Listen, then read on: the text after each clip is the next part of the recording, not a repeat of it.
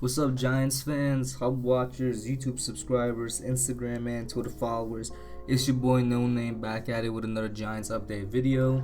Today I'm gonna be covering OTAs day 7 and 8. That was on June 10th and 11th respectively. We're gonna talk a little bit about who stood out and just generally what the OTAs are looking like and what the team is looking like. So let's get right into it. So starting off with OTAs day 7, this was a defensive day.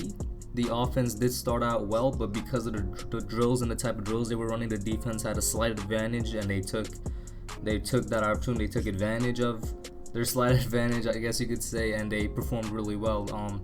The offense, like I said, they started off well. They were very efficient. The drills they were running were kind of like where they split the field in half, so you have one drill on the one side and one drill on the other side. It's a very condensed field, so the defense automatically has the upper hand. They have a lot more people in the box, or even if it's really hard to tell if you have a lot of people in the box or if you're gonna have people outside in space when there's such a condensed field out there. So basically on one side of the field there was some run drills going on, and then on the other side he had some one-on-ones. Like I said, the offense was efficient. Eli had a couple of nice throws in there. One of the most noticeable ones, a nice fade route to the back corner of the end zone to Sterling Shepard. Alex Tanney was getting in on it. He had Darius Slayton on a couple of throws. One of them was also to the back of the end zone. And Eli almost hit Reggie White on a same play as Shepard, but White couldn't keep his feet in, so it was marked as incomplete. I mentioned Darius Slayton a bit. He's somebody that has been standing out at both OTAs and minicamp. He's improved a lot since he got here from the draft. When he came in, everybody knew about his speed, but the main concern was his inconsistent hands. He seems to be improving a lot with that. He's catching a lot more balls. He's keeping the ball in his hand, and he's running with it in stride really well compared to when he first came here. Like the play I was talking about from Alex Tanney, it was a high pass down the sideline, and he caught it cleanly. He got both hands on the ball. You know what I'm talking about? Ball security, landed with his feet inbounds, and basically made a great play on it. Something that he wouldn't have been able to done the first time he came in here. Whatever our wide receivers coaches are doing, whatever any offensive coaches are doing seems to be working. Darius Slayton seems to be working his butt off trying to get on the starting job right here. But I love to see the improvement from him.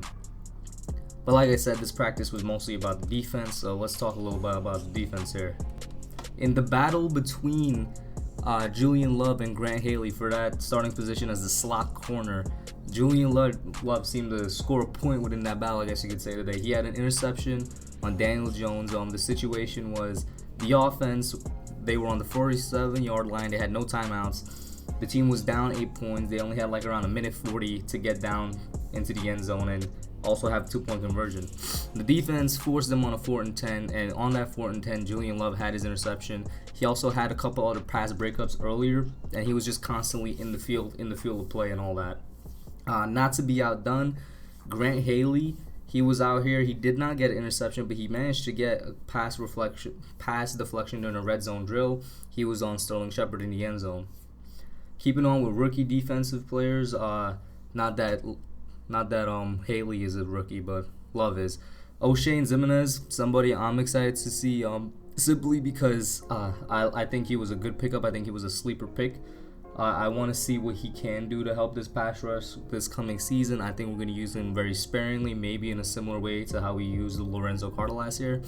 But Oshane, he was out there today. He would have had 1 sack if tackling was allowed, maybe more. But he's just always constantly working with high energy, working with his great motor, trying to get to the quarterback. It's nice to see that.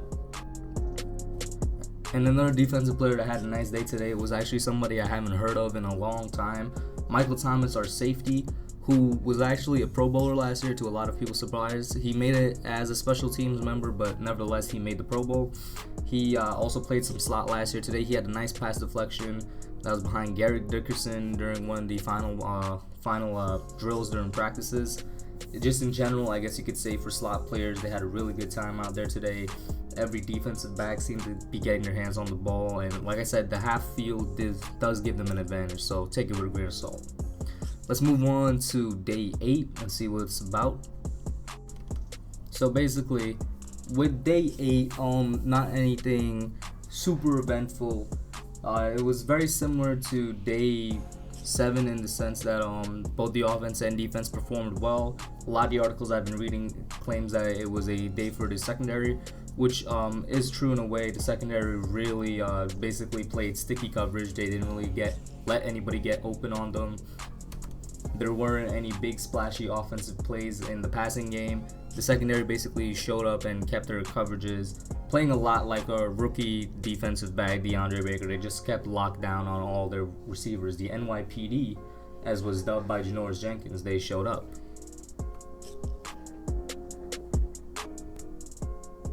In terms of quarterbacks, Eli, Tanny, and surprisingly Lauletta, a name we haven't heard in a while. They had good days in the deep passing while defense was sticking to their coverages. There were a couple, and I do mean a couple, of beautiful passes down the field there. But the quarterback I really want to talk about is the one and only Daniel Jones, who seemed to have a learning curve and experience today.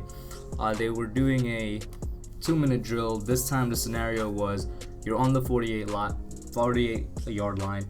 You got no timeouts, and you have 3 points with only 14 seconds left on the clock.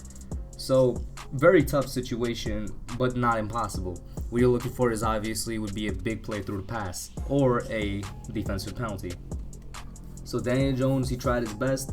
Immediately he got the ball to Corey Coleman to move it down to the 39-yard line, 9-yard pass. They tried to get it there in time to spike the ball with 4 seconds left, but because of some type of penalty, I'm not sure, I'm not that knowledgeable, but there was some type of penalty on the offense that caused a 10-second runoff, and since there was only 4 seconds on the clock, the defense won by that runoff. Obviously, it's kind of a bummer, like a sad, non-climactic way to end that session, especially since Jones got them down the 39-yard line, and that would have set up Aldrick Rosas for like a 57-yarder, and that's something I have complete faith in him making. Like I said, Aldrick Rosas is the best kicker in the league, in my opinion, by far. Is there bias there? Yes, but there's nobody else that really stands up to him.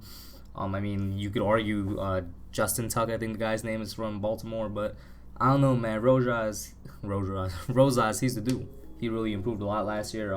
Is a reason why our special teams was one of the best in the league last year. Is a reason why it was also one of the most underrated and underestimated special teams last year. But when it came to like these high pressure situations, the other situations they ran during practice, the defense and the defensive backs, like I said, they just stuck to their coverages. They only allowed like 1 touchdown during a specific drill. They had a pick on the offense. The defense really were just playing blanket coverage. Like the quarterbacks couldn't really get anything through there. It was almost an impenetrable shell. So it was a day for the secondary, but there was a couple offensive plays here and there. Like I said, that learning curve for Daniel Jones right there, the way that that session ended for him is definitely something he can learn from. Definitely something he knows now that he shouldn't do during the regular season whenever he starts. Continuing with the offense, another person that continues to impress like he did with day 7 is Darius Slayton.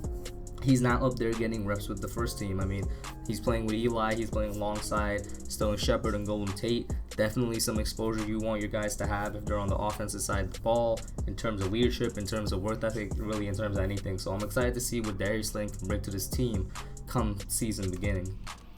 That's about it though in terms of OTA number 8. Like I said, it was not very exciting, not very eventful, more of a learning curve type of day where everybody could take something away from it, hopefully, and just better themselves knowledge-wise.